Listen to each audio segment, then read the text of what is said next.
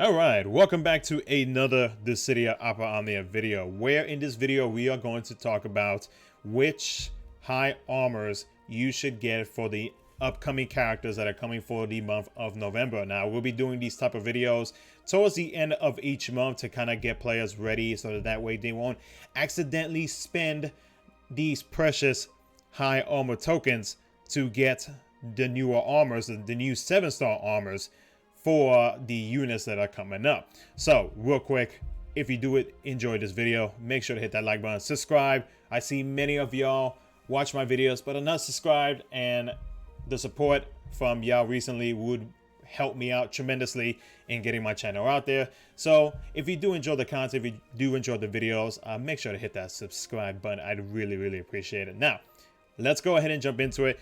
The only way to get high armor tokens is via the Lufenia fights. And then of course, once you get those tokens, which you get 20 every single time you beat a Lufenia fight, you'll be able to unlock any of the available 7-star armors from the token shop.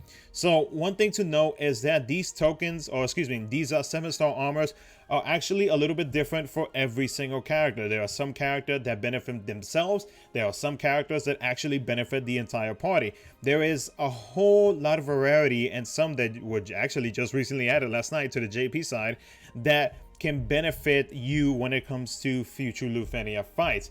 And of course, with this video, seeing as how we are about to enter the Lufenia era in the global side, I wanted to kind of give you guys an idea of the high armors, or the 7-star armors, that are coming up for the next batch of characters for the month of November. So that is the only way to get these high tokens. Now, there are some characters that really don't need the 7-star armors. You'll be perfectly fine with just like the 6 stars.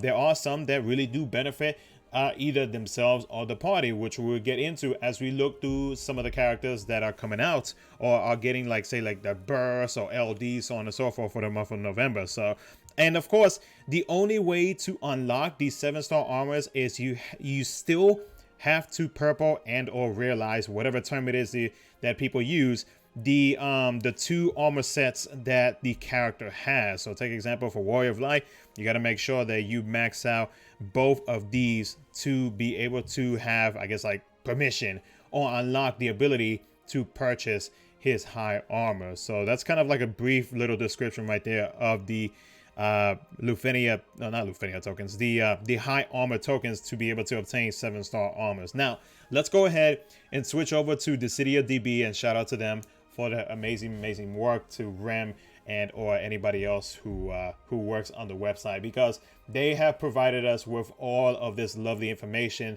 because of the JP side. Excuse me.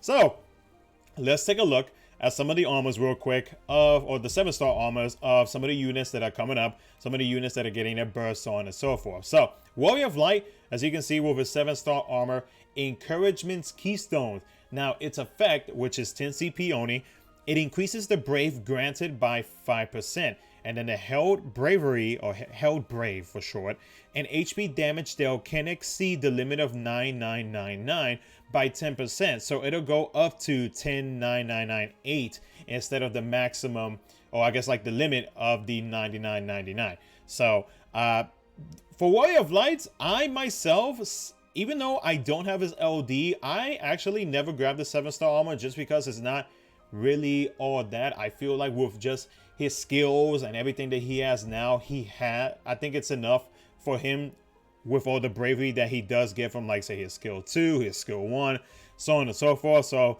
if you want to pass up on Warrior of Light's 7-star armor, I mean, you're not really missing out on much aside from getting brave granted by 5%, which is not that really, it's not that noticeable. So that's Warrior of Lights.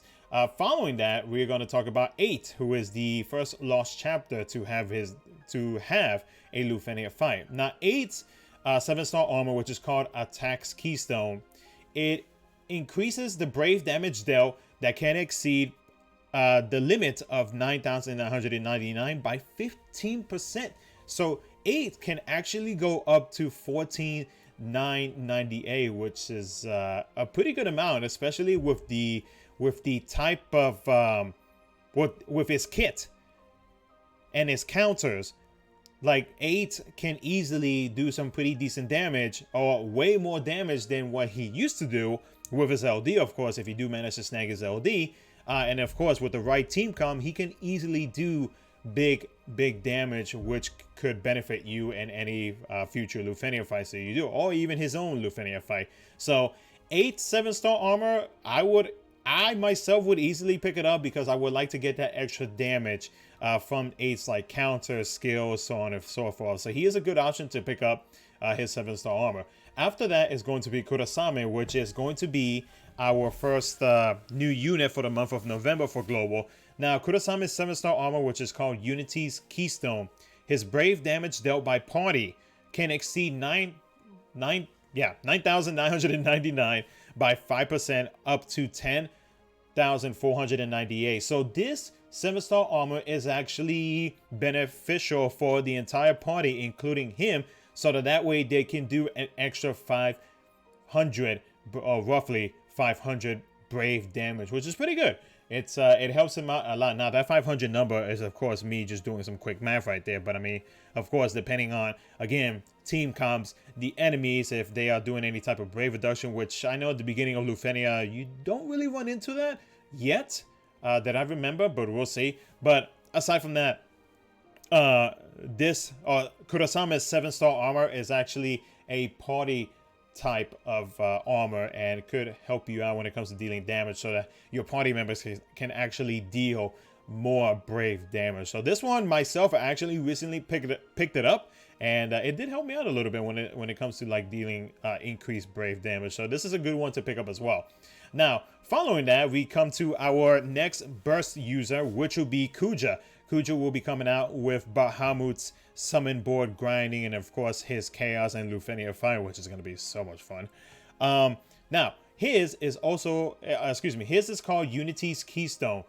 The brave damage dealt by party can exceed the limit of 9,999. So this one is similar, or I think it's exactly, yeah, it is exactly the same as Kurasami's. So this is another option if you want to hold off on Kurasami and you want to give, or you want to use your high armor tokens for Kuja. So that's another party type 7-star armor for you to pick up. Afterwards, we have Gao. Now, Gao's is a little bit different, because Gao's affinity ability is called Supports Keystone, which raises the party's attack by 5%. And of course, in a Lufenia fight, you definitely want to get as much attack as possible. So that that 7-star armor for me is a definite, like, yes, like I must have it, because I want that extra 5%, which it may or may not be noticeable, but still having that extra boost in attack for your entire party is pretty good. So Gao's 7-star armor is not too shabby. And then finally, we are going to go into Gladio, which is the second unit to be coming out for the month of November for Global. Gladio's, which is Encouragement's Keystone. This is actually a 7-star armor for himself, because it only increases the brave granted by 5%. So it's similar to Warrior of Light's 7-star armor, which does the exact same thing. Me, myself, I didn't pick up his 7-star armor until probably a couple months later, when I needed some extra CP. So the brave that I got out of it wasn't too noticeable, because of course, as we go deeper into the Lufenia era, the fights kind of got harder, and then of course we got introduced into brave reduction, where the enemies reduces the amount of brave that we do against them, and so on and so forth. It's a whole bunch of other shenanigans that we'll talk about in like the next coming months in the Lufenia era. So this will kind of give you an idea of which armor for you to choose. Again, you know, you don't have to go by like what I say. This is just my opinion on how I feel about these 7-star armors, and of course based off of my experience, especially with Gladio, Gao, Kuja, Kurasami. Now 8, I don't have a 7-star armor, but I mean, you know, that extra like roughly 500 extra brave damage he could potentially do is not too shabby. And of course, Warrior of Lights I never picked up because I didn't have his LD. So yeah, so that's gonna be it for the video. If you want me to do these every month, which I probably still will, Let me know in the comment section below. Hopefully this information was helpful to you guys. And then, of course, if you did enjoy this video, make sure to subscribe and like it if you did enjoy it. Take care, guys. Good luck on the Lufenia fights, because I know it's coming up in the next few days. And I'll catch you out later.